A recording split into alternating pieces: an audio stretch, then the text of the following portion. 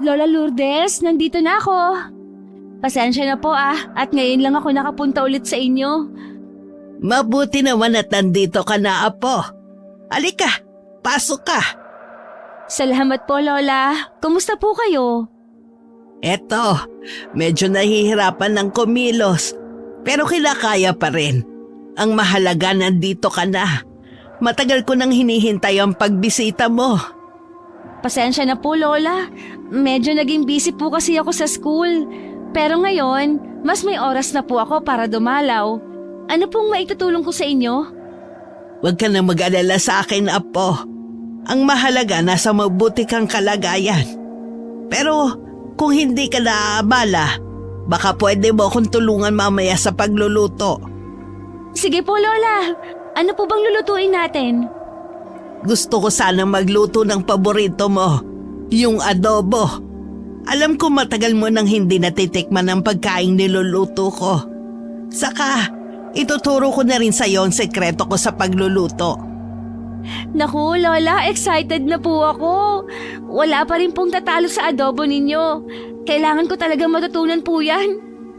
Aba, nako, pinagmamalaki mo pa ang adobo ko, ha? Pero totoo naman, walang tatalo sa lutong bahay kapag ginawa ng may pagmamahal. Totoo po yan, Lola. Saka para laging mas masarap ang pagkain kapag kasama ko kayo. Nako, lumalambing ka na naman. Pero natutuwa ako at masaya kang nandito. Iba talaga kapag may kasama, lalo na't ikaw ang apo ko. Miss na miss ko na po kayo, Lola. Sobrang nakaka-relax po dito sa inyo. Iba po ang pakiramdam kapag nandito ako. Para pong walang problema. Ganun ba? Masaya ako na dito mo nararamdaman ang kapayapaan.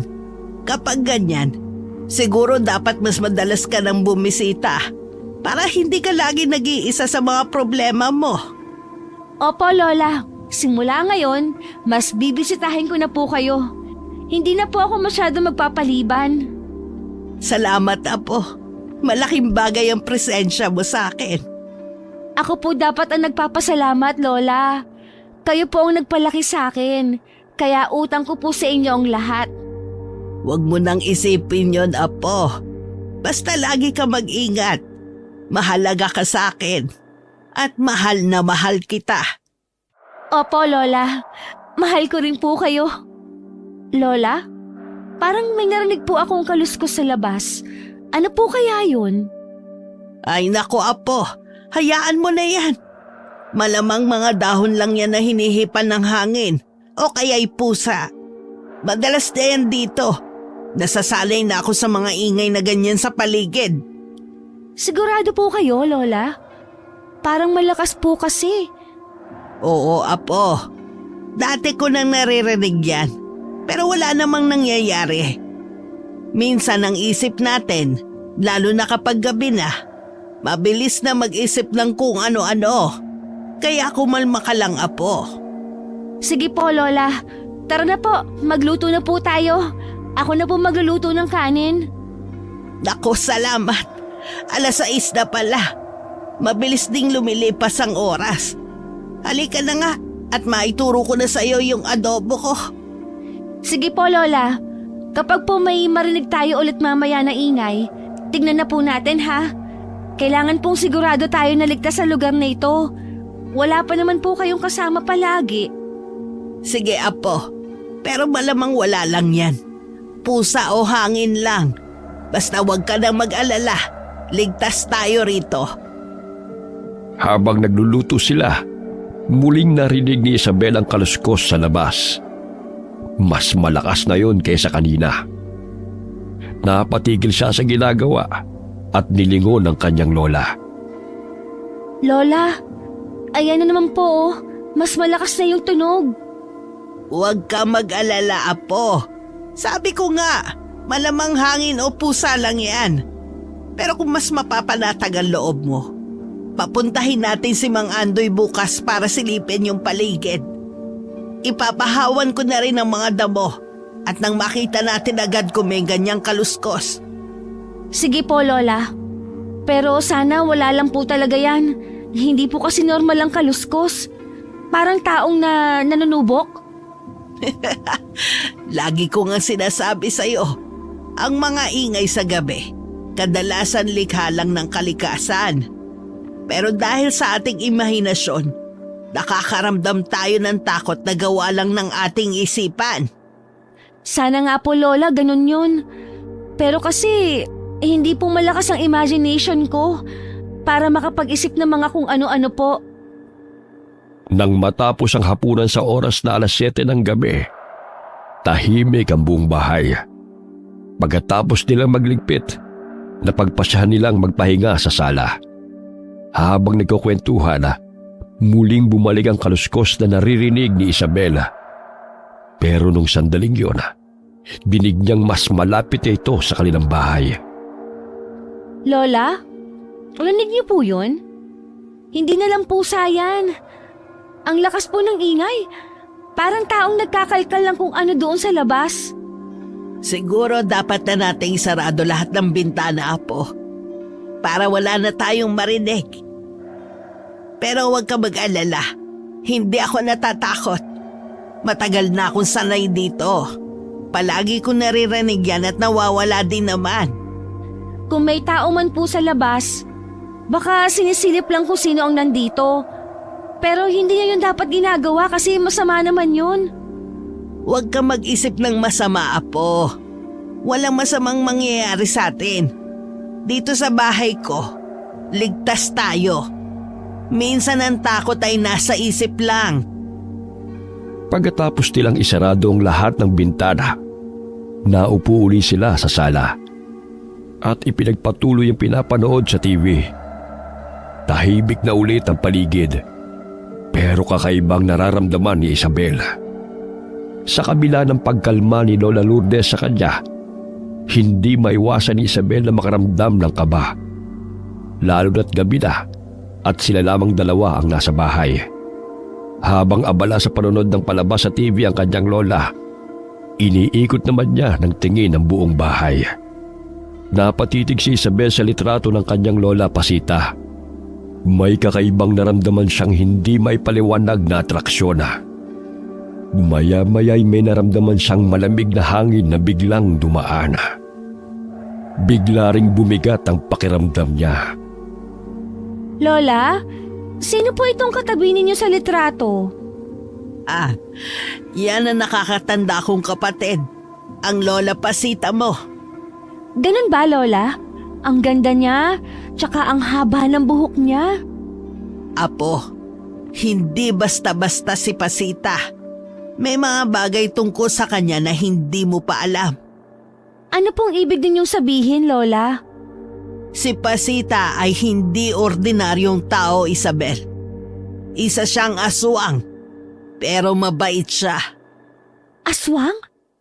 Pero Lola, akala ko po kwento lang yan. Paano naman po naging totoo yun? Totoo, Apo. Matagal na panahon na ang lumipas. Pero hanggang ngayon, ang lahi namin ay may connection pa rin sa mga kakaibang nilalang. Si Pasita, ginamit niya ang kanyang kapangyarihan para protektahan ng pamilya. Pero may kapalit ang lahat ng iyon. Ano pong kapalit, Lola? Apo, kapag ika'y dumating na sa tamang panahon, ikaw ang susunod na tagapagmana ng lihim ng ating lahi. Po? Hala ka! Paano po kung hindi ako pumayag, Lola? Naku, ayoko po maging aswang. Binibiro niyo lang po ako, hindi ba? Hindi kita binibiro, Apo. Hindi mo mapipili ang kapalaran mo, Isabel. Hindi mo ito pwedeng takasan. Kahit ibahin mo pa ang landas sa tatahakin mo, doon ka pa rin mapupunta sa landas na para sa'yo. Sa iyong dugo, nakaukit ang kapalaran mo. Ngunit tandaan mo, may kapangyarihan kang magdesisyon kung paano mo ito gagamitin. Lola! Habang nag-uusap ang dalawa, bigla na lamang natumba si Lola Lourdes.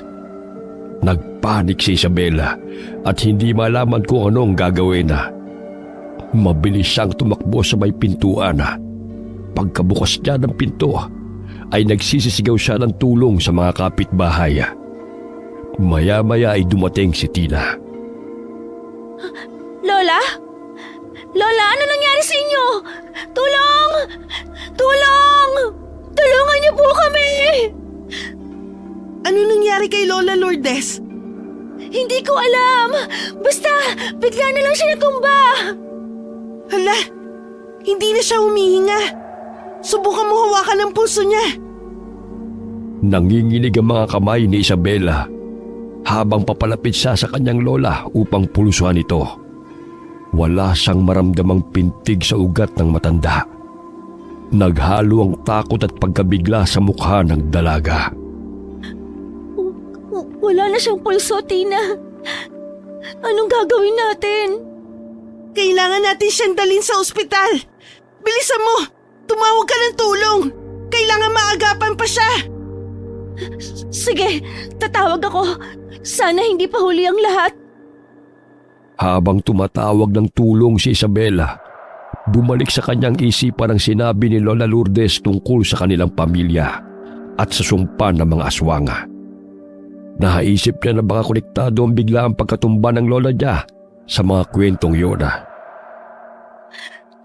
Hindi. Hindi totoo yun. Hindi pwedeng totoo yun. Dumating ang ambulansya na galing sa barangay sa tulong na rin ng mga kapitbahay. Mabilis na dinala si Lola Lourdes sa ospital. Tahimik lamang si Isabela habang kasama si Tina habang nasa ospital sila. Nanlambot si Isabela nang sabihin ng doktor na pumanaw na ang matanda. Dead on arrival ito. Tina, hindi ko pa rin matanggap. Parang kahapon lang, nag-uusap kami ni Lola tungkol sa mga bagay na hindi ko maintindihan. Tapos bigla na lang, wala na siya. Ako lang ang apo niyang palaging dumadalaw sa kanya. Pati ang mga anak niya, hindi naman siya madalas na dalawin. Hindi na nila nakasama ang lola. Magugulat sila kapag nalaman nila ito. Pero nalulungkot ako. Sobrang bait ni Lola. Bakit ngayon pa siya kinuha? Gusto ko pa naman siya makasama ng mas madalas. Isabel, minsan talaga, ang buhay may mga bagay na hindi nating kontrolado. Matagal na rin nagpakita ng kahinaan si Lola Lourdes. Alam kong mahirap, pero siguro oras na rin niya. Kanina, Tina, nagkukwento pa siya tungkol kay Lola Pasita at sa sumpa ng aming pamilya. Marami pa akong tanong sa kanya, pero mukhang tinakasan niyang sagutin yun. Isabel, hindi ko alam ang tungkol sa mga aswang o sumpa. Pero ang alam ko, mahal ka ni Lola Lourdes. Pinupuntahan ko rin siya sa bahay niya at dinadalhan ng ulam. Ikaw ang palagi niyang binibida. Ang ikinuwento niya sa'yo, malamang dala na ng katandaan. Huwag mo nang pansinin ang mga sinabi niya. Baka nakikipagkwentuhan lang siya sa'yo. Baka sa kagustuhan niyang mapahaba ang kwentuhan niyo, nagbukas siya ng topic na magiging interesado ka. Hindi naman totoo ang mga aswang. Panakot lang yun sa mga bata. Siguro nga, Tina. Tahimik na tinanggap ni Isabel ang sinabi ni Tina. Pero sa kanyang puso, nararamdaman niya ang lumalalim na takot at kaba. Tinawagan ni Isabel ang kanyang magulang para iparating ang mga nangyari. Pagkatapos ay inasikaso niya ang labi ng kanyang lola. Dinala ang labi sa kanilang bahay at doon ibinurol. Nag-uwian ang lahat ng anak at mga apo ni Lola Lourdes. Matapos ang libing ng matanda, nagpasya si Isabel na balikan ang bahay nito. Bukod sa kanya, wala nang may gustong pumunta sa bahay na yun. Gusto niyang manatili sa bahay ng kanyang lola dahil gusto niyang panatilihin ang mga alaala nila. Sa kanyang pagbabalik, agad niyang naramdaman ang bigat ng nakaraan na bumalot sa kanyang puso. Katulad ng naranasan niya sa tuwing naroon siya sa bahay na yun, nakakarinig siya ng mga kaluskos sa paligid. Pero matapos ang ilang minuto, ay nawawala rin. Katahimikan ang sunod na bumalot sa paligid. Mas nakakatakot kaysa sa ingay. Nang gumabi na, sa gitna ng dilema, naramdaman ni Isabel na hindi siya nag-iisa. Bigla siyang nagulat nang makarinig ng boses na tumawag sa kanya. Isabel! Sino ka? Bakit ganyan ang boses mo? Ako lang to. Lumabas ka! Magpakita ka! Hi, Mari kong Isabel. Hoy, hayop kang kalabaw! Ikaw lang pala yan, Tina! Ikaw talaga kung ano-anong kalokohan ang ginagawa mo! Ikaw naman, masyado ka matatakutin. Eh, ang dilim-dilim ka sa labas, sino hindi matatakot? Tapos nanakot ka pa. Ano bang kailangan mo? Si Mama kasi. Gusto kang pasamahan dito kaya nagpunta ako agad. Talaga ba? Pero hindi naman kailangan. Okay lang naman ako dito. Eh kasi naman Isabel, matagal na nilang sinasabi na may mga nangyayari dito sa bahay na hindi mo maintindihan. Baka daw may mga kung anong presensya. Ayaw ni Mama na mag-isa ka rito. Nag-aalala siya sa'yo. Ganun ba? Salamat sa inyo, ha? Kanina, parang may kakaibang naramdaman ako eh. Ewan ko ba? Siguro pagod lang ako. Pagod ka na nga, tapos pupunta ka pa ritong mag-isa. Alam mo bang may mga kwento pa na dito raw tumitira ang mga kaluluwa ng mga ninuno nyo? Ha? Sino naman na nagkwento? Lola mo. Siya ang nagsasabi sa mga kapitbahay. Baka siguro dala na rin ng katandaan at saka wala nang makausap. Dahil sa pag-iisa niya, kung ano-ano ang mga sinasabi. Naalala ko pala. Sinabi ni Lola yung tungkol kay Lola Pasita. Eh, hindi ko alam kung anong gagawin ko, Tina.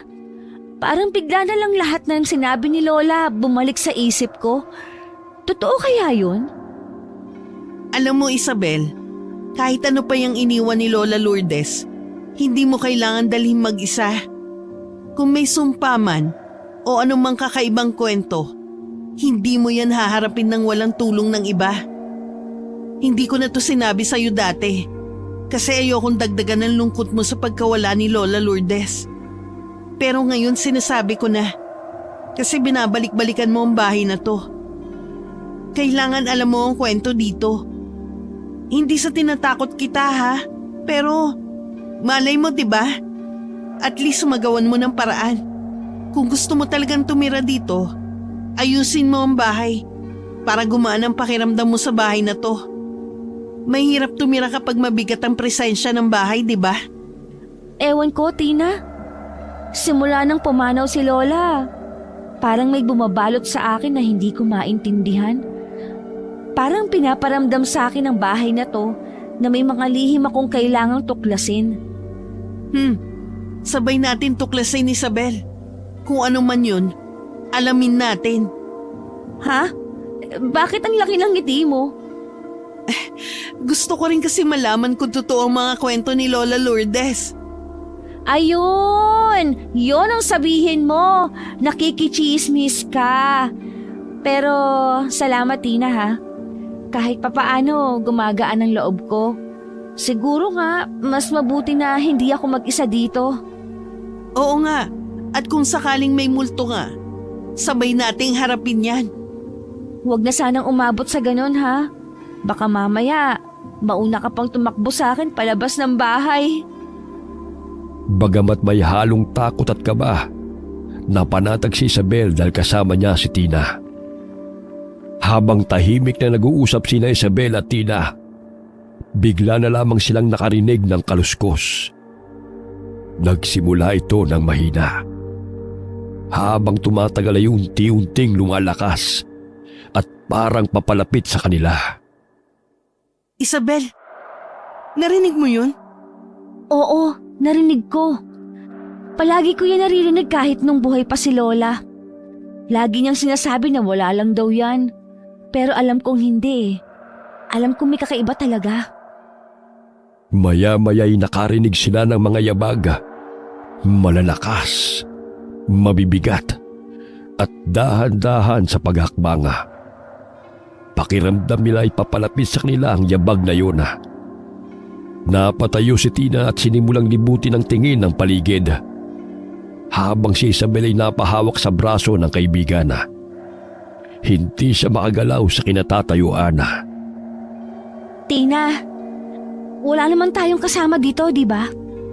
Oo, tayong dalawa lang. Isabel, tignan mo ang hagdan. Unti-unting tinignan ni Isabel ang hagdana. Nakita nilang may anino na gumagalaw pababa. Halos hindi na sila makahinga sa takot. Sino ka? Isabel, umalis na tayo. Hindi ko na kaya to. Sandali! Kailangan natin malaman kung sino o ano ang nandito sa bahay.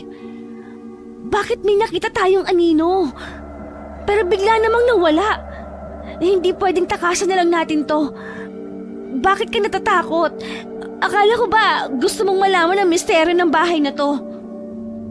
Sa kabila ng takot, nagpasya si Isabel na lumapit sa hagdana para silipin sa itaas ng bahay kung sino ang naroon. Subalit habang papalapit siya sa hagdana, biglang tumigil ang mga yabag. Biglang tumahimik ang paligid. Katahimikan na nagpatayo sa balahibo ni Isabel. Sa gitna ng nakabibiging katahimikan, bigla na lamang silang nakarinig ng malalakas na katok sa pintuan. Pareho silang nagkatinginan. Nagtataka at kinakabahan kung sino ang nasa labas ng bahay. Isabel, may kumakatok. Oo, narinig ko. Pero sino kaya yun? Sino naman ang magpapakita dito ng ganitong oras? Nagdadalawang isip pa na dahan-dahang lumapit si Isabel sa pinto. Hinawakan niya ang doorknob. Nang buksan niya ang pinto, laking gulat nila nang makita si Mang Cardo, ang matandang kapitbahay nila na kilala sa lugar bilang tahimik pero may alam sa maraming bagay. Isabel, nandito ako dahil alam kong dumating ka na. Mang Cardo? Anong ginagawa niyo dito ng ganitong oras? Alam kong hindi mo pa naiintindihan ang lahat. Pero may mga bagay na kailangan mong malaman tungkol sa pamilya mo at sa bahay na ito. Ang mga naririnig nyo, hindi sila basta ingay lamang. Ano po bang ibig niyong sabihin, Mang Cardo? Matagal ko nang alaman tungkol sa sumpang bumabalot sa inyong pamilya. Matagal na rin nagpaparamdam ang mga nilalang na kolektado rito.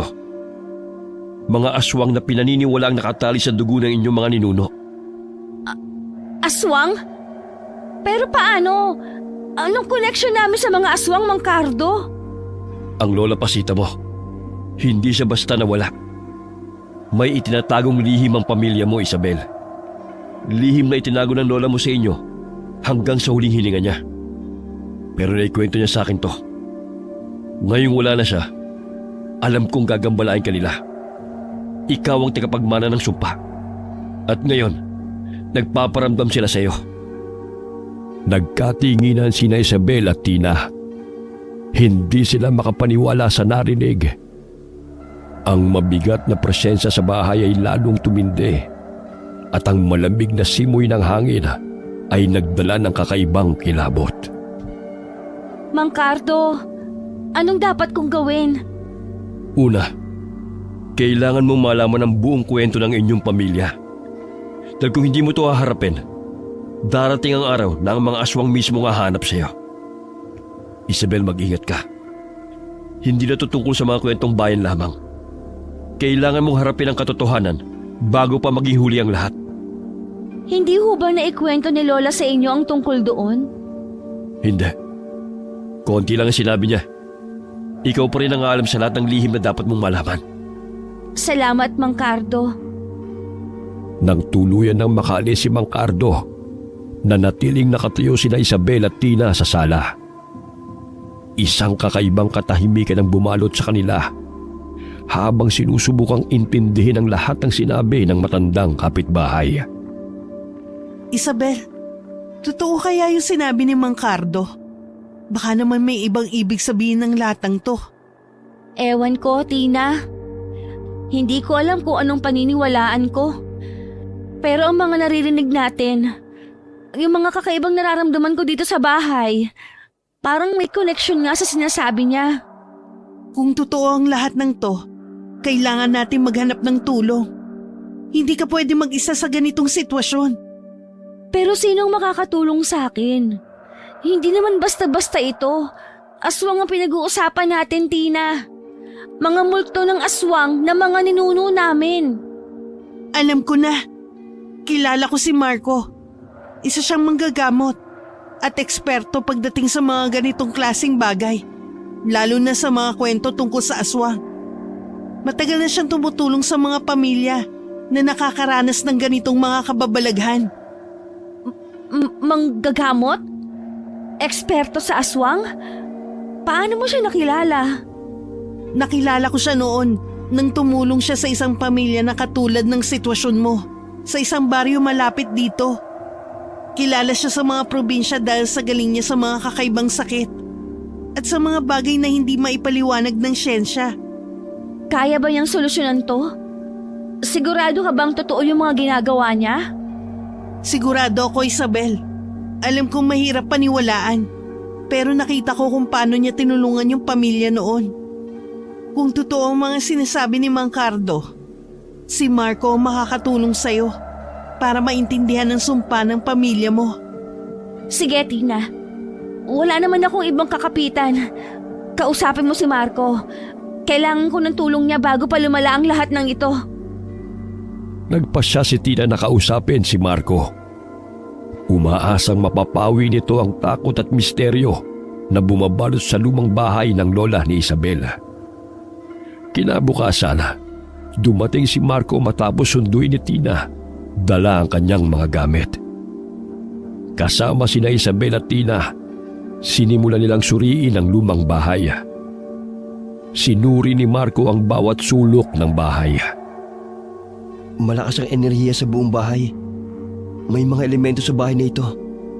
Kailangan natin maging maingat. Marco, anong ibig mong sabihin? Totoo ba ang mga sinasabi ni Mang Cardo tungkol sa pamilya ko? Posibleng may katotohanan ng kanyang mga sinabi. Kadalasan, ang mga aswang ay nakakabit sa malalalim na sugat ng nakaraan. Ang sumpay dumadaan mula sa isang henerasyon hanggang sa susunod. Kailangan nating alamin kung saan ito nagsimula. Habang patuloy sila sa paghahanap ng mga sagot, napansin ni Marco ang isang kahon na natabunan ng alikabok sa ilalim ng isang lumang aparador. Nang binuksan nila ito, tumambad ang isang sinaunang libro. Ang mga pahina nito ay gulong-gulo na, pero malinaw ang mga sinaunang simbolo at teksto. Ano kaya to? Parang napakatanda na ng librong to. Ito ay isang gabay para sa pakikitungo sa mga nilalang ng dilim, mga aswang at iba pang nilalang. Ang mga ritual at proteksyon ay nakasaad dito. Mukhang itong matagal na nilang ginagamit para labanan ng sumpa. Ibig sabihin, may paraan para mapigilan ng sumpa? Oo, ngunit hindi ito madali. Kailangan nating sundin ang mga nakasulat dito ng tama. Isa pa, hindi lamang proteksyon ang kailangan natin. May mga nilalang sa labas ng bahay na naghihintay ng pagkakataong umatake. Habang binabasa nila ang libro, bigla nilang narinig ang mga yabag sa labas ng bahay. Nagkatinginan sina Isabel at Tina, habang si Marco ay agad na lumapit sa bintana. Tumambad sa kanila ang isang lalaki mula sa kabilang nayon na nakatayo sa harapan ng bahay. Hindi nila kilala ang lalaki, pero may kakaiba sa kanyang itsura. Hindi normal ang kanyang mga galaw at ang kanyang mga mata ay nanlilisik kung tumingin. Sino yan? Hindi ko kilala ang taong yan. Isa siyang aswang. Nagpapanggap siya bilang tao. Pero nararamdaman ko may masama siyang intensyon. Kailangan natin maghanda. Maya-maya, ang lalaki sa labas ay mabilis na nagbago ng anyo. Mula sa pagiging tao, unti-unting lumabas ang kanyang tunay na anyo bilang isang aswang. Humaba at tumulis ang kanyang mga kuko at pangil. Pagkatapos ay mabilis niyang sinalakay ang bahay. Sumampa sa bintana at nagpupumilit na pumasok. Nagsimulang manginig sa takot ang dalawang dalaga. Marco, anong gagawin natin? Basahin natin to. Dito sa librong ito, may mga ritual at proteksyon laban sa mga aswang. Habang nagpupumilit ang aswang sa pagpasok, sinimula naman ni Marco ang isang sinaunang dasal mula sa libro. Kinuha niya ang dalang langis at dinasalan gamit ang ritual na nakasulat sa libro. Agad niyang ipinahid sa kanilang mga kamay ang langis na yun. Kitang-kita ni Isabel na kumikinang ang langis. Kumislap din ito sa dilim. Nang balingan ni Isabel ang aswang na nasa bintana, bigla na lamang itong umatungal. Tila nasilaw ang aswang sa langis. Sa pagkataranta ni Tina, hinablot niya kay Marco ang bote ng langis at isinaboy sa aswang. Gulat na gulat sila nang magliyab ang katawan ng aswang. Mabilis na tumakas ang aswang at parang naglaho sa kadiliman ng gabi. Napahinga na lamang ng malalim sina Isabel at Tina, habang si Marco ay nag-iisip kung paano tuluyang wawakasan ang banta ng mga aswang. Isa lang yun sa kanila. Marami pang susunod. Kailangan nating tapusan ang sumpang ito bago sila bumalik. At mas malakas pa sa isang yon ang mga babalik na aswang. Paano silang babalik? Anong klaseng aswang ba sila? Mga multo sila ng mga aswang. Naghahanap sila ng gabay para tumahimik na ang kanilang kaluluwa. Ngayong wala ng lola mo, ikaw lang susunod na gabay nila. Hindi sila mapapalagay hanggat hindi ka pumapayag. Bumabalik sila para kumbinsihin ka sa kung anong tungkulin mo. Nagsisiahon ng mga multong aswang mula sa libingan nila para magkaroon sila ng koneksyon sa bago nilang gabay. Kailan ito matatapos, Marco?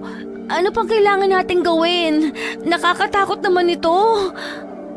Nasa atin ang kaalaman, pero kailangan nating hanapin ang pinagmulan ng sumpa. May mga ritual pa tayong kailangang gawin. At kung hindi tayo magtatagumpay, wala nang ligtas sa mga susunod na gabi. Alam ni Isabel na wala na silang oras para magduda. Ang tanging paraan para makalaya sa sumpa ng kanilang pamilya ay ang tapusin ito anuman ang mangyari.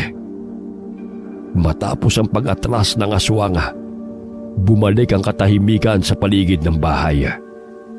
Ngunit alam nilang hindi yun magtatagal.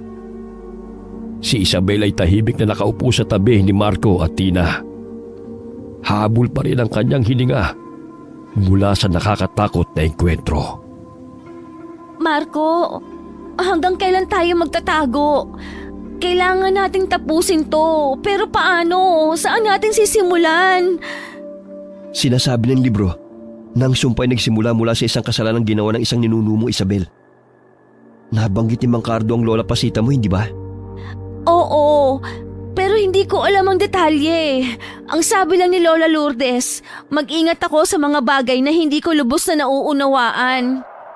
Baka ang ibig niyang sabihin ay ang sumpa na to. Kung si Lola Pasita ang dahilan, kailangan nating malaman ang ginawa niya para maipasa ang sumpang to sa pamilya mo.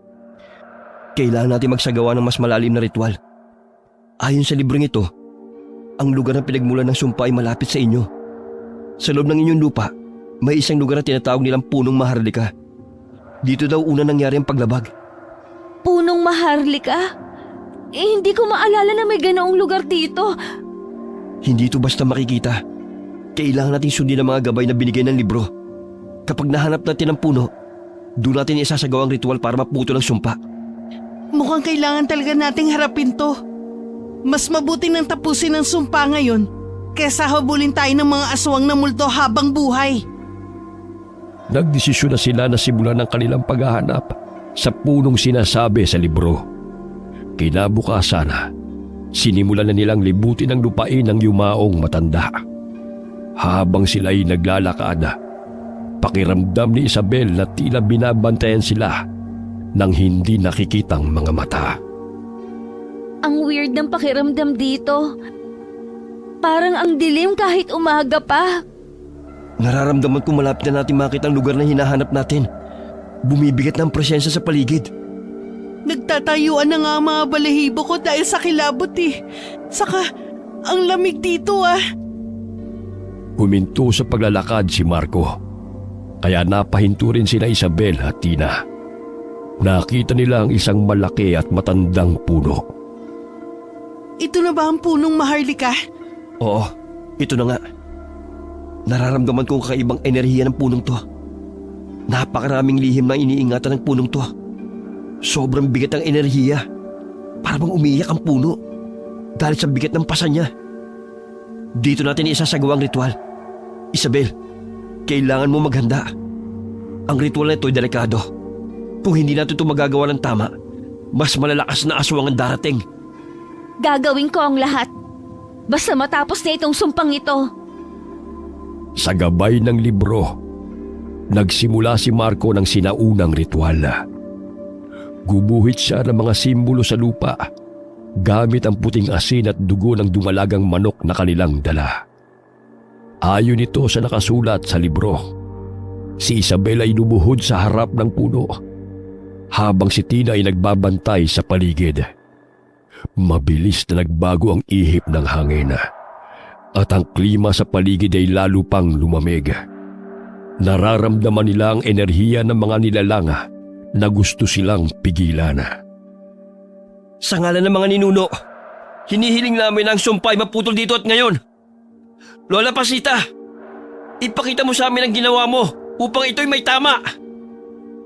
Biglang lumitaw ang isang anino mula sa katawan ng puno at sa harapan nila, naging isang babae ito. Nagpalit ang anyo nito. Humaba ang buhok at lumilipad pa sa hangin. Humaba ang mga kuko nito at lalong tumulis sa mga pangil na humaba pa na lagpas sa labi. Maya-maya'y biglang nagsalita si Tina. Iba ang boses nito. Nang lingunin ni Isabel ang kaibigan, nakita niyang namumula ang mga mata nito na parabang nagbabagang uling. Galit na galit ang mukha ni Tina. Nanlilisik din ang kanyang mga mata. Isa akong pagkakamali. Ang mga aswang ay binayaran ko ng dugo upang mailigtas ang aming angkan. Ngunit ngayon, ako ang nagdurusa sa aking pagkakasala. Tina? Bakit ganyan ang mukha mo? Tina? Sumapi sa kanyang kaluluwa. Kaluluwa? Nino? Ng Lola Pasita mo. Teka, kung sumapi sa kanya, sino yung kanina na... Hinagilap pa ni Isabel ang tingin ng babaeng lumabas mula sa katawan ng puno. Nagulat siya dahil wala na ito roon. Nang balikan niya ng tingin si Tina, nakita niyang nasa likod ng kaibigan ng babaeng hinahanap niya. Nakalutang ito sa hangin at patuloy na tinatangay ang mahabang buhok at suot nitong damit. Nakatungtong sa balikat ni Tina ang paa ng babae. Mahaba at matutulis ang kuko sa paa ng babaeng yun. May isang huling sakripisyo. Dugo ng aking sariling apo ang kailangan upang mabayaran ang aking nagawang kasalanan. Isa lamang ang makakawala. Isa lamang ang mananatili. Lola, layuan mo si Tina. Wala siyang kaalam-alam dito. Huwag mong idamay ang kaibigan ko. Huwag kang makialam. Hindi ba tinawag ninyo ako para alamin kung ano ang dapat gawin? Galing ako sa impyerno. Hindi ako makakapagsalita kung ako'y walang gagamiting tao. Lola, tama na. Huwag mo nang idamay si Tina dito. Ako na lang. Ako na lang. Baka hindi kayanin ang katawan niya. Ikinagulat nila ang biglang pagdating ni Mang Cardo. Matapang nitong sinabuyan ng likido ang katawan ni Tina. Itong para sa'yo! Mang Cardo? Ano yan? Anong ginagawa ninyo? Itigil niyo po yan! Nasasaktan po si Tina! Marco! Tulungan mo si Tina! Pigilan mo si Mang Cardo! Iwan mo ang batang yan! Hindi mo kakayanin ang holy water na ito! Umatungal ng malakas si Lola Pasita. Kaya sumigaw na rin ng malakas si Tina. Maya-maya pa ay bumagsak si Tina. Pero kaagad na lumutang ang katawan niya sa hagin. Nawalan ito ng malay pagkatapos sapian. Paulit-ulit na sinabuyan ni Mang Cardo ng holy water si Tina. Habang si Marco naman ay umuusan ng dasal para itaboy si Lola Pasita. Maya-maya ay sumabog ang kaluluwa ng matandang babae at tuluyan nang naglaho. Unti-unti namang bumagsak sa lupa si Tina. Kaagad na nilapitan ni Isabel ang kaibigan at ginising ito. Nang magkamalay na si Tina, ay mabilis silang bumalik sa bahay. Napagdesisyonan nilang magpahinga na muna at muling magplano para sa susunod na hakbang. Naghahanda si Isabel ang maiinom at makakain. Habang sina Tina at Marco ay nag-uusap at nagtatawanan. Sinusubukang pagaanin ang mabigat na nararamdaman mula sa mga nangyari. Alam kong napagod kayo sa nangyari. Pero may dapat ba kayong malaman bago kayo magdesisyon sa mga susunod niyong hakbang? Mang Cardo, ano po ba yun? Hindi ko sinabi to kanina dahil hindi pa kayo handa. Pero oras na para malaman yung totoong dahilan kung bakit hinahabol kayo ng mga aswang. Ang pamilya niyo, Isabel, ay matagal nang may kaugnayan sa mga aswang. Noong panahon pa ng mga ninuno niyo, nakipagkasundo ang mga ninuno mo sa kanila para protektahan ang kanilang mga ari-arian at pamilya mula sa mga kaaway. Pero ang kapalit, dugo. Kada ilang dekada, isang miyembro ng pamilyang dapat ialay upang matugunan ang kasunduan. Ngunit nung tumanggi ang Lola Pasita mo sa alay, nagsimula ng sumpa. Habang buhay si Lola Pasita mo noon, ay nakakabit sa kanyang katawan ang enerhiya ng mga aswang na namatay upang patuloy sila makako ng enerhiya ng mga tao.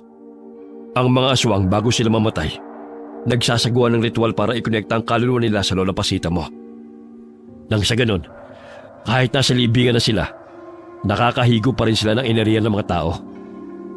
Sa ganon, napapayapa sila at hindi bumabangon sa hukay. Kapag naputol yon, babangon sila at magiging mga amalanheg. Pero hindi kinaya ng Lola Pasita mo dahil ayaw niyo makita mga taong nauubos ang enerhiya. Pero nung mamatay siya, nalipat ang sumpa sa Lola Lourdes mo. Pero magkaiba sila. Ang Lola Lourdes mo, sariling enerhiya niya ang kanyang binigay sa mga aswang para hindi sila makakuha sa iba. Kaya mabilis na lang hina ang katawan niya. Pero namatay ang Lola Lourdes mo na hindi sinalin sa iyo yung sumpa. Ibig sabihin, naputol ang sumpa na yon. Dahil doon, nagagalit ang mga aswang. Bumabalik sila, nagmumulto. Ngayon, gusto nilang bawiin ang nawala sa kanila. At ikaw, Isabel, ikaw ang target nila. Kaya pala walang tigil ang mga aswang. Hindi ko alam paano ko ito haharapin, Mang Cardo. Hindi ko po alam ang gagawin. Hindi mo to kayang harapin na mag-isa. Kailangan mong tapusin ang kasunduang ito. Subukan mong hanapin ang paraan sa libro na nakita niyo ni Marco at baka doon mo makita ang solusyon. Pero tandaan mo, Isabel, mahalaga ang bawat desisyon na gagawin mo mula ngayon. Isa lang ang paraan para tuluyang matapos ang sumpa at ikaw ang makakagawa nito. Gustong-gusto kong tulungan ng Lola Lourdes mo pero tumatanggi siya. Ayaw niya kasi madamay ako. Kaya sinolo niya ang lahat. Awang-awa ako sa kanya. Hindi niya sinabi sa akin ang buong katotohanan. Kaya inalam ko mag-isa. Napuno ng katahimikan ang buong bahay matapos ang revelasyon ni Mang Cardo. Sama-sama silang nag-iisip ng paraan para talunin ang sumpang yun. Sabay-sabay nilang binasa ang libro. Kailangan kong tapusin ito. Hindi ko hahayaan na maging alipin ng sumpa ang pamilya ko. Hindi ako papayag na may iba na namang maging biktima ang mga aswang na yon. Gagawin ko ang lahat, kahit pag-gaano kahirap.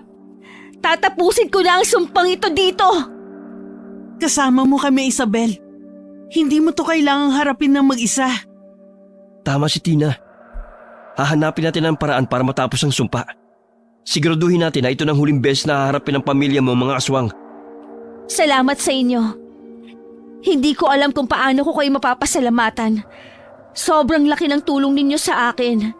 Hindi ko alam kung paano akong babawi sa inyo. Huwag mo na munang isipin ang pagbawi. Hindi pa tayo tapos. Nagsisimula pa lang ang laban. Puno ng determinasyon na sinimulan nilang suriin muli ang libro. Ngunit habang tumatagala, mas nagiging malinaw na ang kanilang misyon na ang paglaban sa nakaraan at ang pagbabalik ng kapayapaan sa pamilya ni Isabela. Habang nagkukumpulan sila sa loob ng lumang bahay, naramdaman nilang may papalapit na mabigat na presensya. Lahat sila'y handa na sa labanana, dala ng katatagan na natutunan nila mula sa libro. Kailangan natin ng plano. Sabi sa libro, ang multo ng mga aswang ay may kahinaan sa mga tradisyonal na gamot at mga anting-anting. Dapat tayo magtulungan. Huwag tayong matakot. Tandaan nyo, nandito tayo para protektahan ng isa't isa. Mang Cardo, paano tayo mag-uumpisa? Kailangan nating harapin siya. Ang aswang na parating ay hindi basta-basta. Siya'y nagmula sa malakas na lahi. At kahit nakatatak sa kanya, ang galit at pwersa ng malupit na nakaraan. Pero may paraan. At kailangan natin ang lakas mo, Isabel. Huwag tayo magpapatalo sa takot. Magtulungan tayo. At gagamitin natin ang mga kaalaman natin mula sa libro. Isabel, ikaw ang may kakayahang magpatuloy na ang lahi nyo hindi magpapaalipin sa sumpang to. Oo, nakahanda ako. Biglang bumukas ang pinto at sa harapan nila nagpakita ang malaking aswang. May malademonyong mga mata at malalaking pangil. Ang hangin ay tila nag-uumapaw sa takot. Sa kabila ng takot, nagtipon sila ng lakas ng loob. Huwag tayong matakot! Nandito kami upang wakasan ang sumpa! Ang akala nyo ba'y madali lang nyo akong tatalunin? Hindi nyo kami mapipigilan sa aming gusto. Ang kasunduan ay kasunduan. Ang para sa amin ay kukunin ko. Hindi na ito mangyayari muli.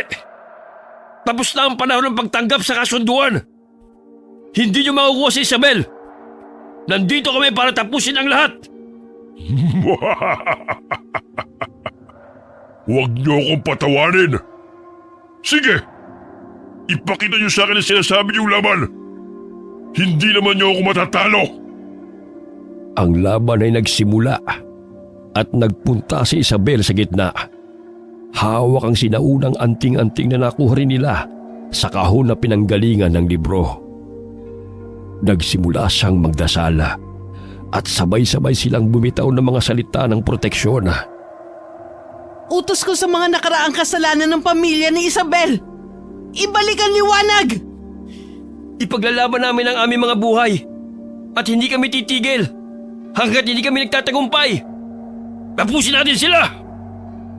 Habang umaatake ang aswang, nagpakawala si Isabel ng liwanag mula sa anting-anting at umabot ito sa mukha ng aswang.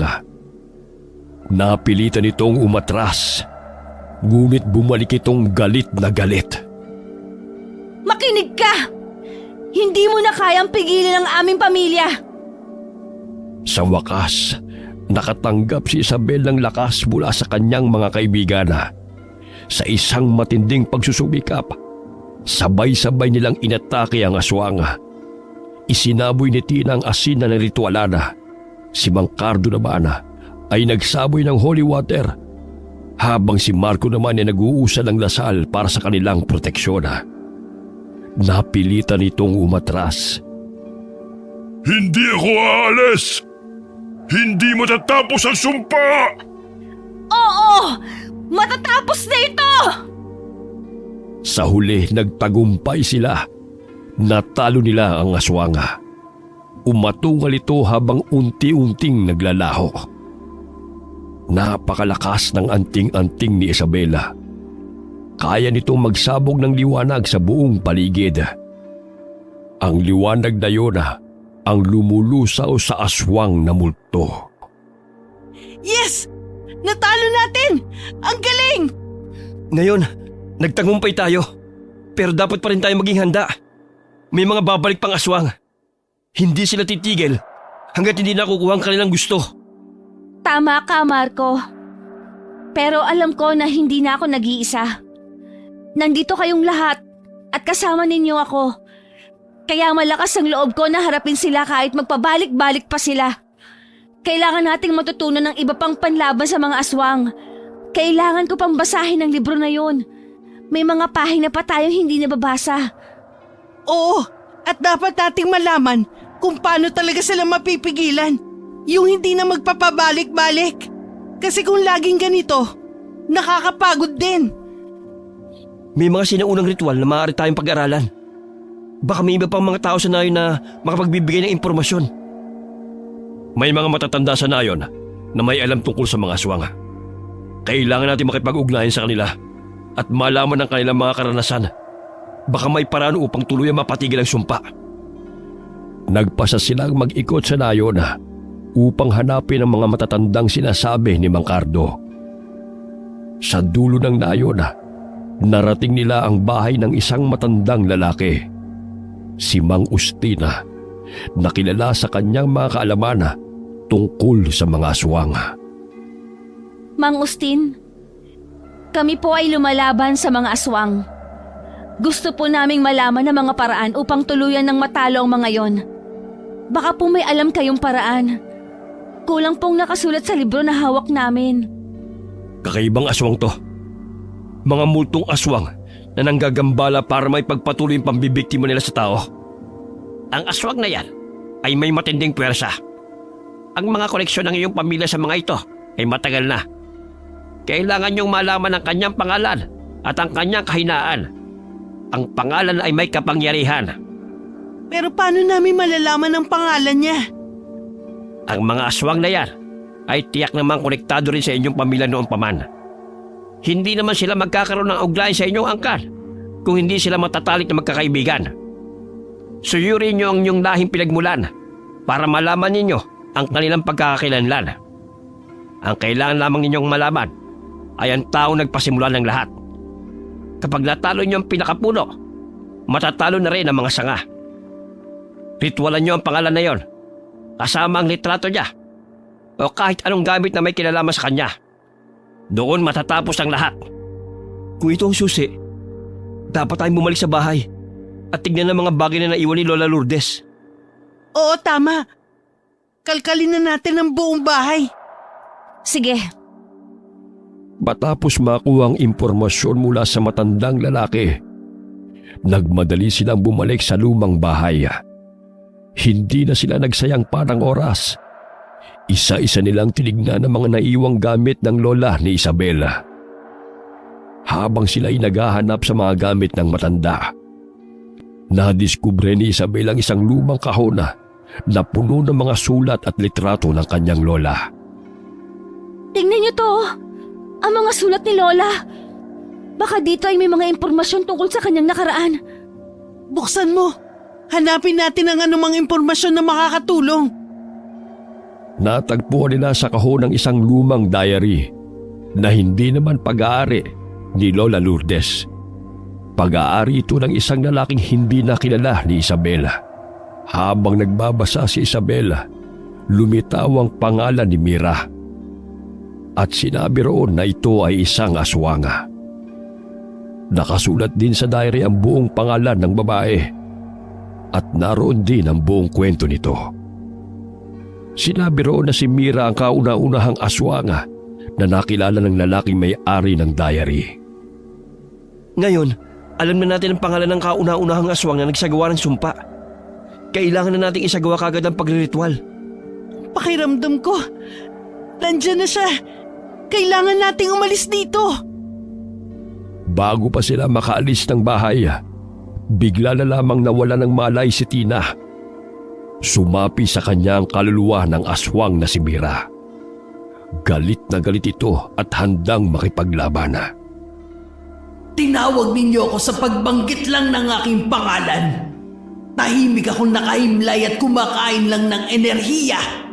Pero bigla na lang natapos ang lahat. Hindi ko alam kung saan ito natapos.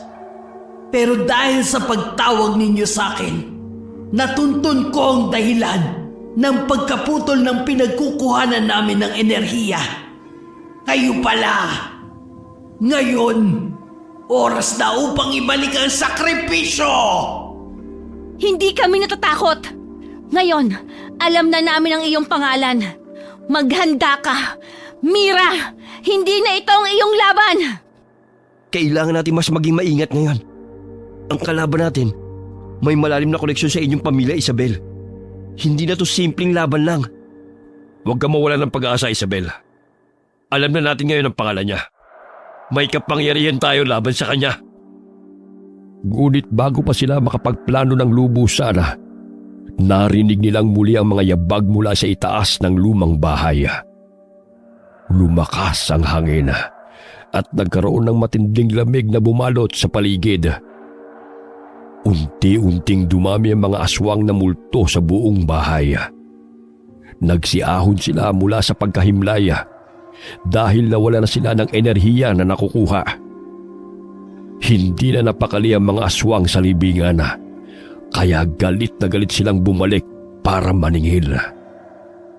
Isabel, akala mo ba'y makakatakas ka sa sumpa? Matagal na akong naghihintay sa araw na ito. Ngayon, magbabayad kayo para sa mga kasalanan ng inyong lahi. Unti-unting lumalapit sa kanila ang mga multo, habang si Tina naman ay unti-unti nagpapalit ng anyo.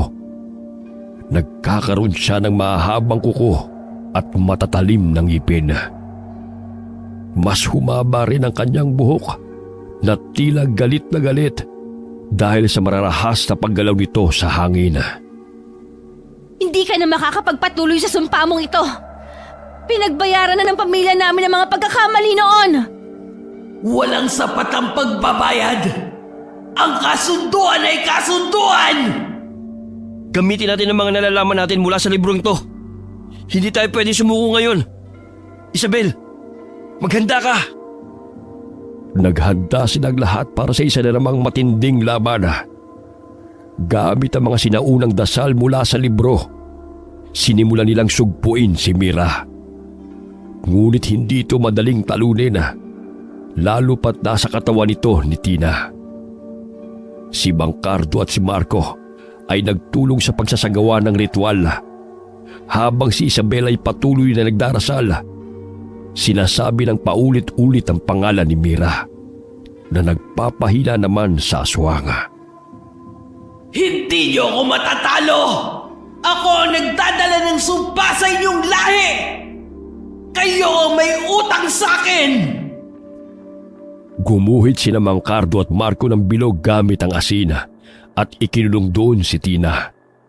Pagkapasok nito sa loob ng bilog, ay umatungal na at nagwala ang nakasapi na aswang. Pero hindi nito magawang lumabas sa bilog na yun. Habang nagwawala ang aswang, ay sabay-sabay na umusal ang dasal ang tatlo. Habang ginagawa yun, ay nagsasaboy naman ng holy water si Bangcardo sa mga aswang na pilit lumalapit sa kanila. Dahil hindi sila makapagdasal ng maayos dahil sa mga aswang na pilit sumusugod, naisipan ni Marco na gumawa rin ng bilog sa sahig gamit ang asin. At doon ay ikinulong nila ang kanilang mga sarili. Hindi na sila malapitan ng mga aswang, kaya naisagawa nila ang pagriritual para maibalik sa impyerno si Mira. Parang binabagyo ang buong bahay dahil sa lakas ng puwersa. Ilang minuto rin ang lumipas at maya-maya ay nakita nilang lumalabas sa bibig ni Tina ang kaluluwa ni Mira. Umaatungal pa ito. Galit na galit. Habang lumalabas ito ay panay ang wisik ni Bangcardo ng holy water sa aswaga hanggang sa tuluyang maglaho. Naiwan pa ang boses nitong nakakakilabot. Kasunod nun ay naglaho din ang mga multong aswang sa paligid. Maya-maya ay bumagsak na ang katawan ni Tina sa sahig. Tina! Sige, pwede mo na siyang lapitan. Bakit ba palagi sa kanyang sumasapi ang mga multo? Siya kasi ang pinakamahina sa atin. Anong susunod na gagawin natin? Tapos na ba? Para kasing hindi pa. Baka maglaho si Mira. Sinabi niyang hindi pa ito tapos. Mukhang babalik pa siya. Anong nangyari? Hinimatay ka lang naman. Sayang, hindi ko nakita ang mga aswang. Bakit ba lagi akong hinihimatay? Huwag mo nang isipin yun. Mahalaga ay okay ka na. Hindi sapat ang isang labanan para wakasan ang sumpa. Kailangan nating alamin ang buong kwento ni Mira at ang nangyari sa kanyang buhay. Sige, tignan natin ang mga naiwang bagay dito sa bahay. Baka may mga clue tayo na makikita. Baka may mga litrato, mga sulat, o ano man makapagbibigay linaw sa nangyari. Pero bago yon, kailangan muna natin magpahinga. Kailangan din natin ng lakas. Matapos ang ilang araw, pumunta uli sa bahay ang tatlo. Binuksan uli ni Isabel ang diary at binasa ang iba pang nakasulat doon. Wala na siyang ibang nakuha pa dahil wala nang nakasulat sa mga sumunod na pahina. Teka, tignan mo tong litrato oh. Nakasaad dito na ito ang huling larawan ni Lola Pasita kasama si Lola Lourdes. Napansin ko ang mga mata nila, pareho, nanlilisik. Nabasa ko rin dito sa libro na matatapos ang sumpa kapag nagsagawa ng ritual sa punong maharlika at ibaon doon ang mga litrato at pangalan na may kinalaman sa sumpa. Kung ganon, kailangan natin bumalik sa punong yon. Nakakatakot naman. Babalik na naman tayo dun. Nakaramdam ako ng mabigat na enerhiya dun eh. Tapos, wala na akong maalala kasi hinimatay na ako. Baka mamaya himatayin uli ako. Huwag na kaya akong sumama. Kailangan mong sumama dahil simula pa lang kasama ka na namin. Sige ka, kapag hindi ka sumama, baka mamaya sa'yo malipat ang sumpa. Hala siya, nanakot pa. Sasama na po. Binalikan nga nila ang punong maharlika. Dala ang mga bagong kaalaman mula sa libro. Nakahanda na silang harapin ang nakaraan at wakasan ang sumpa.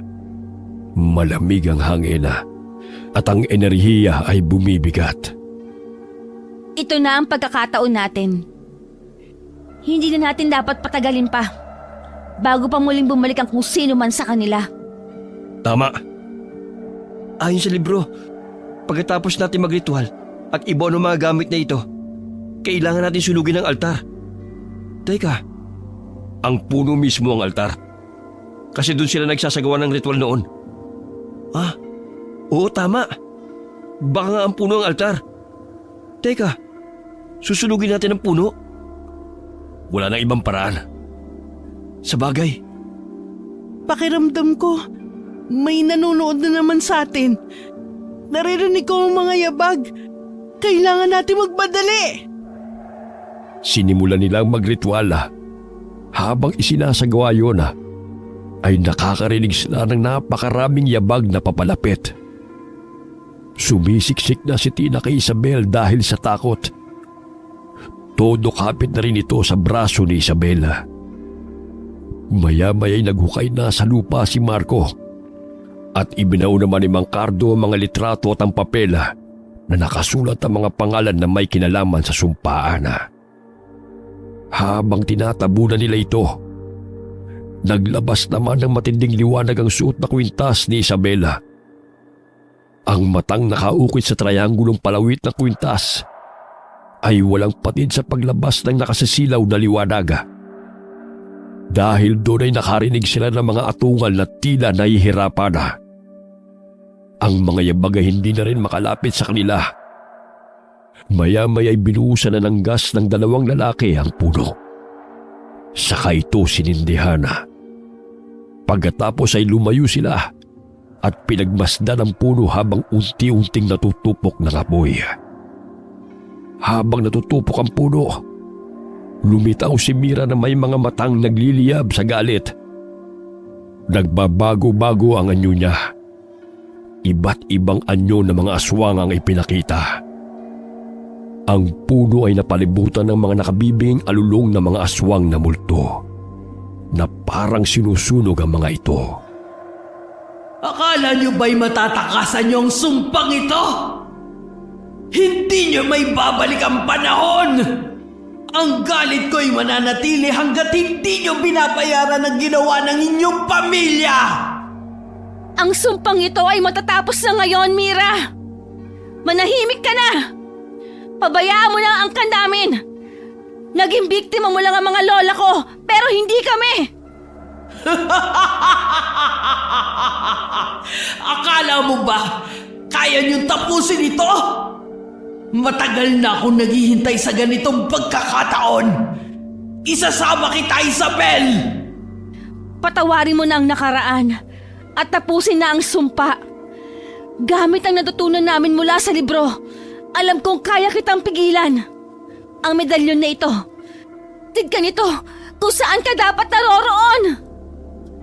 Pagkasabi noon ay inihagis ni Isabel ang kanyang kwintas sa nagliliyab na puno. Umatungal ang aswang at namaluktot sa sakit. Naramdaman na ng aswang na nasusunog siya ng apoy.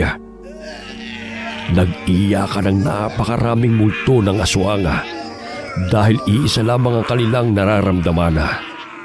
Sinusunog sila ng apoy.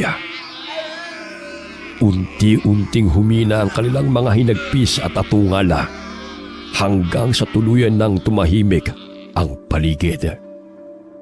Tapos na ba? Tapos na ang sumpa? Hindi pa, pero malapit na. Sana nga matapos na to. Nakakakilabot na sobra.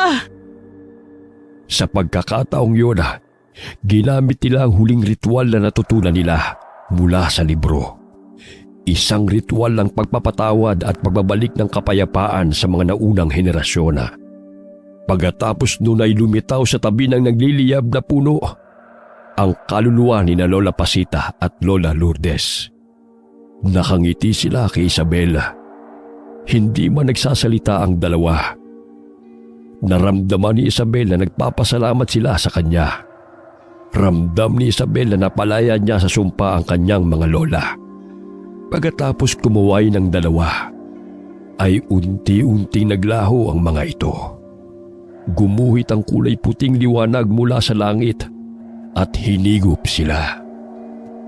Paalam, Lola Pasita, Lola Lourdes. Hindi ko po kayo sinisisi sa lahat ng nagawa ninyo. Salamat po at dahil sa inyong sakripisyo, hindi kami nadamay sa sumpa. Salamat po, mga lola ko. Sa wakas natapos na ang sumpa. Matapos ang matinding laban, bumalik ang kapayapaan sa lumang bahay ng pamilya ni Isabela. Ang dilim at bigat na dati nararamdaman sa bawat sulok nito ay napalitan ng liwanag at magaan na enerhiya. Para kay Isabela, ito ang simula ng bagong yugto sa kanyang buhay. Ang daming nangyari pero sa wakas, tapos na ang lahat. Nakatakas na rin sa sumpa ang pamilya ko. Maraming salamat sa inyo. Oo nga, sa wakas, hindi ko na kailangan matakot sa energy sa bahay nyo.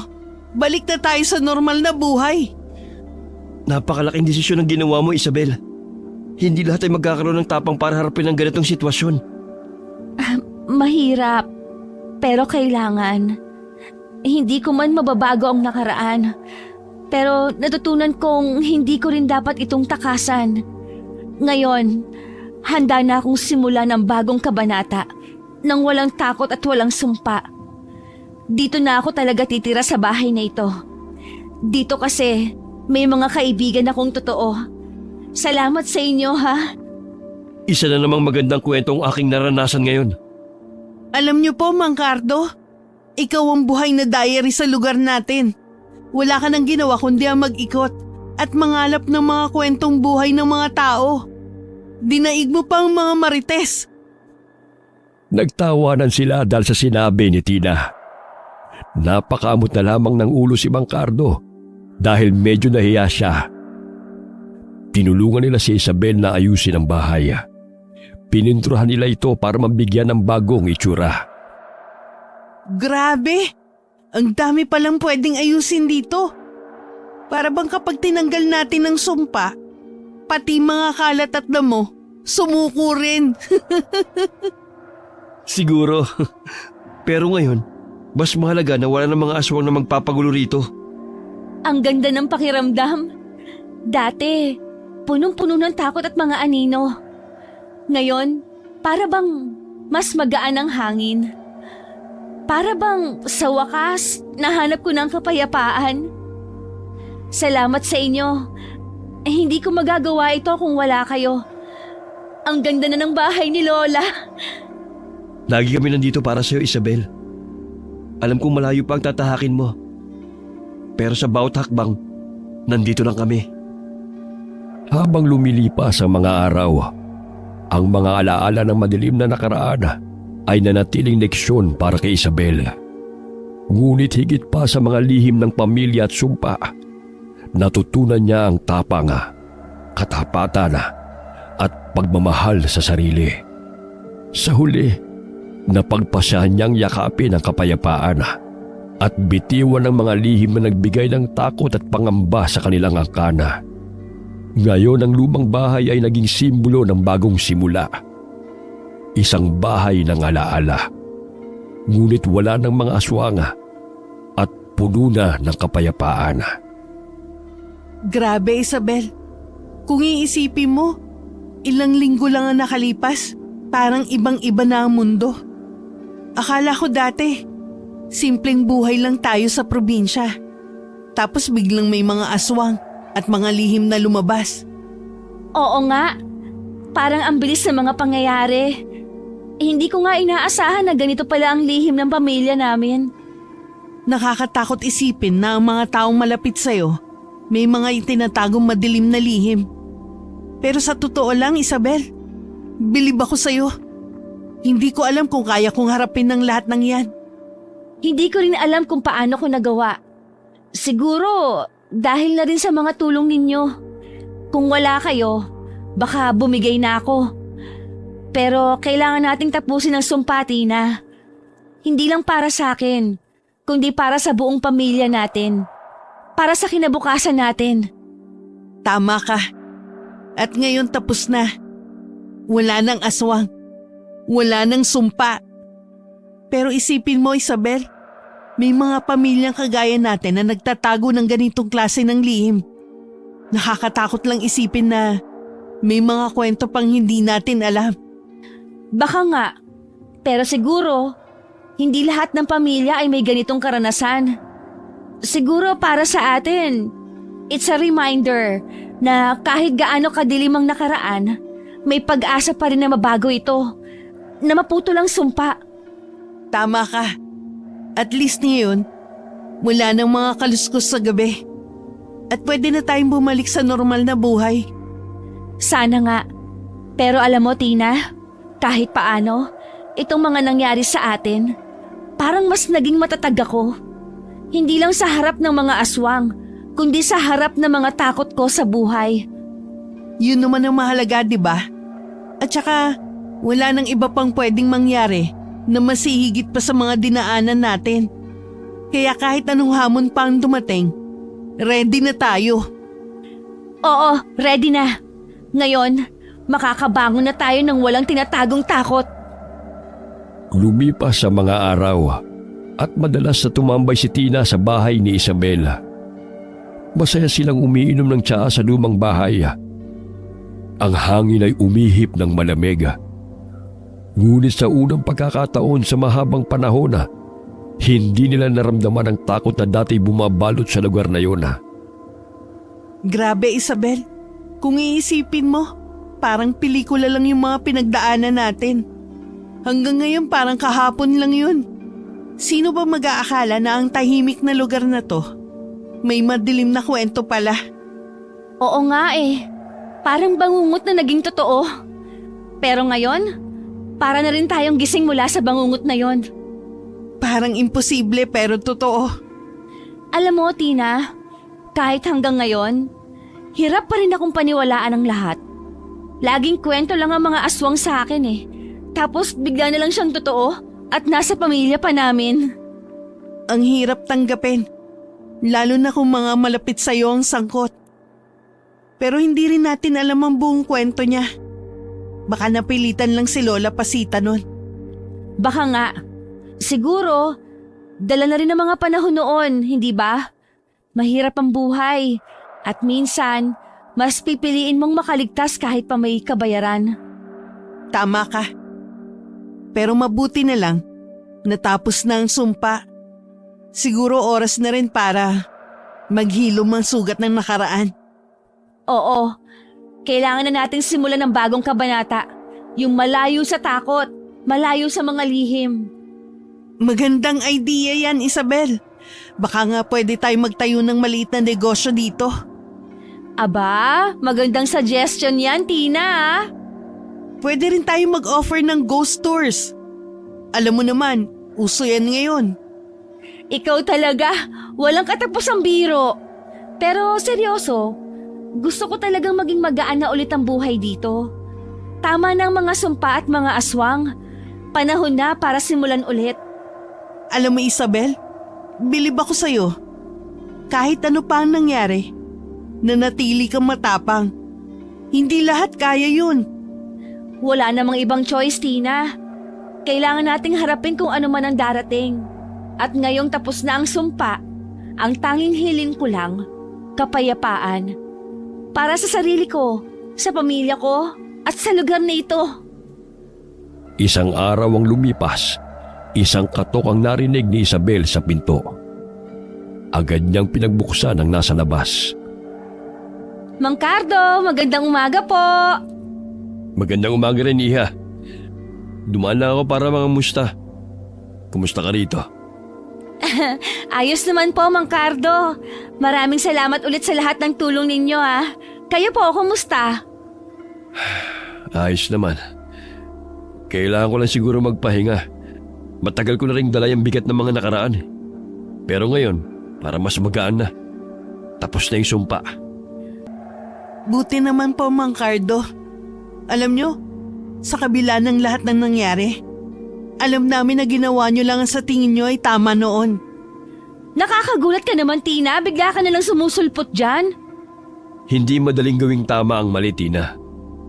Pero sa tulong nyo, nagawa nating tapusin ang lahat. Nakakamiss din, ano? Hala, si Mang Cardo, parang gustong umulit. Basta ako, ayoko na ah. Hindi ah. Kaya nga ako naparito eh. Para magpasalamat at magpaalam. Hindi na ako magtatagal dito.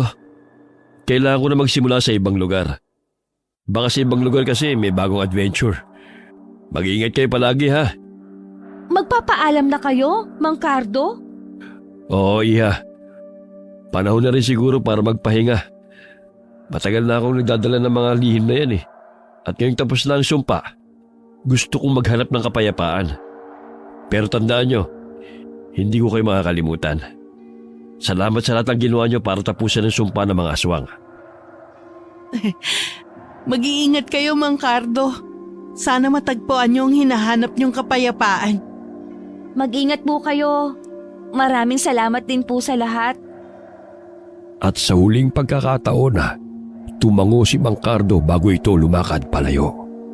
Habang pinagmamasdan nila Isabel at Tina ang papalayong figura ng matandang lalaki, napuno ng pag-asa ang kanilang mga puso.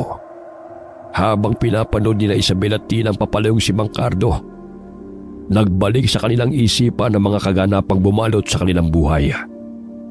Ang mabibigat na alaala, ang takot sa aswanga, at ang mga sakripisyong ginawa upang tapusin ang sumpa ay tila naging bahagi na ng kanilang kasaysayan. Ay, grabe no? Parang kahapon lang, kinatatakutan natin si Mang Cardo. Tapos ngayon, parang bahagi na siya ng buhay natin. Oo nga. Hindi ko rin maisip na natapos na lahat. Parang ang bilis ng mga pangyayari. Pero mabigat ang mga natutunan natin. At least tapos na. Wala na yung takot sa dilim, sa mga kaluskos, at sa mga kung ano-anong aswang. Makalipas ang maraming buwan na, matapos mapawi ang sumpa ni Mira, unti-unti nang bumalik sa normal ang buhay ni Isabela. Ngunit sa kabila ng katahimikan, nanatili sa kanyang isipan ang mga alaala ng kanilang pinagdaanan. Sa kabila ng lahat ng takot at panganib, isang bagay ang naging malinaw sa kanya: ang kanyang nararamdaman para kay Marco. Ilang linggo matapos umalis ni Mang Cardo, ay nanligaw naman si Marco kay Isabela. Dahil sa kabutihan ng binata at sa masugid nitong panliligaw, nahulog ang loob ni Isabel sa kanya. Parang ang layo ng mga nangyari, ano? Kung iisipin, hindi ko akalain na magiging maayos ang lahat ng ito. Oo, parang panaginip lang. Pero kahit na, handa akong harapin ang kahit na anong halimaw, basta kasama kita. Ang cheesy mo talaga! Pero totoo, salamat Marco. Hindi ko kakayanin ang lahat ng ito kung wala ka. Hindi lang ikaw ang lumaban, Isabel. Ginawa natin to na magkasama. At ngayon, wala nang halimaw o aswang na makakapigil sa atin.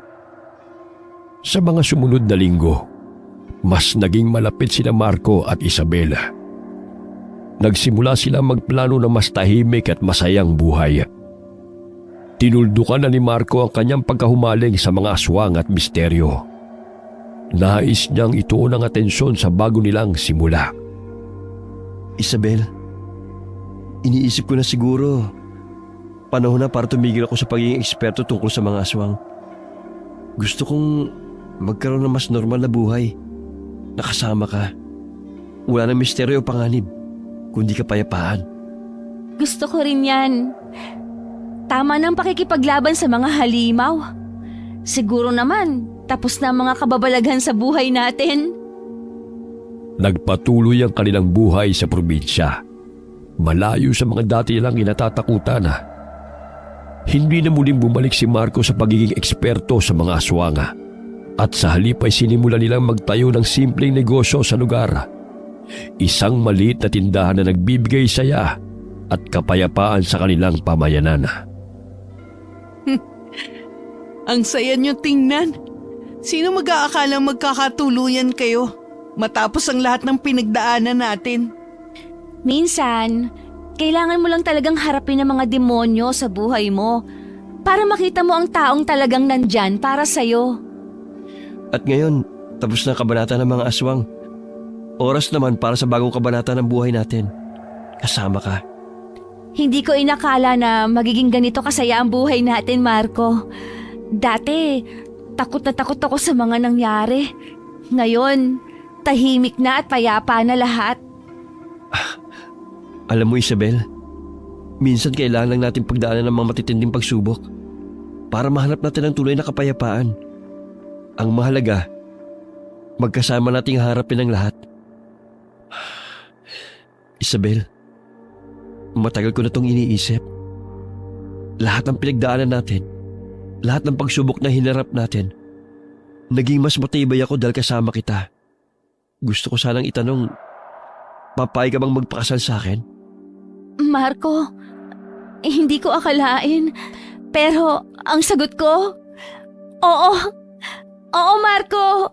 Gusto kitang makasama habang buhay. Sa ilalim ng liwanag ng mga bituin, sinelyuhan nila ang kanilang pagmamahalan. Walang halimaw o sumpang makakagambala sa kanilang kinabukasan. Tanging ang pagmamahal na kanilang nahanap sa isa't isa. Habang nagpaplano ng kanilang kasal, patuloy na nanatili sina Isabel at Marco sa lumang bahay. Hindi na bilang lugar ng takot at misteryo, kundi bilang tahanan ng kanilang bagong simula. Si Tina naman, patuloy na nakasama nila bilang kaibigan at katuwang sa kanilang bagong buhay. Ang saya ko para sa inyo. Sino ba mag-aakalang matapos ang lahat ng kababalaghan? Pag-ibig pa rin ang huli niyong haharapin. Oo nga, Tina. Pero alam mo, masayang malaman na kahit anong pagsubok, Basta't magkasama tayo, kakayanin. Tama ka, Tina. Pero ngayon, oras na para sa mas tahimik na buhay. Wala na tayong ibang harapin kundi ang kinabukasan. Sa huli natutunan nila Isabel at Marco na ang tunay na laban ay hindi lamang sa mga halimaw na kanilang hinarap, kundi sa pagbuo ng isang masayang buhay. Kasama ang kanilang mga kaibigan, nagtapos ang kwento nila sa kapayapaan at pag-ibig. Isang bagong simula na puno ng pag-asa. Ang kwentong ito ay nagpapakita ng pagharap sa mga takot at pagsubok ay isang mahalagang bahagi ng buhay. Minsan, kailangan nating harapin ang mga takot, trahedya o malalim na lihim upang makamit ang kapayapaan at kasiyahan. Hindi tayo dapat sumuko, lalo na kung may mga taong handang sumuporta sa atin. Ang isa pang aral ay ang halaga ng pagkakaisa, pagtitiwala at pagmamahalan sa gitna ng mga pagsubok. Sa kabila ng mga mabibigat na pangyayari, sina Isabel at Marco ay nagtagumpay dahil sa kanilang tiwala at suporta sa isa't isa na nagpapatibay ng kanilang relasyon. Ang mga pagsubok sa buhay ay maaaring maging daan upang tumibay ang pagmamahalan at magkaroon ng mas maliwanag na hinaharap. Huwag iasa ang buhay sa sumpa na alam mong magpapahirap sa iyo hanggang sa kabilang buhay. Mamuhay ng naaayon sa kabutihan ng sarili at ng kapwa. Ang pinakamabisa pa rin sa lahat ay ang pananalig sa ating lumikha, sa ating Panginoong Diyos. Wakas. Lola Lourdes, nandito na ako.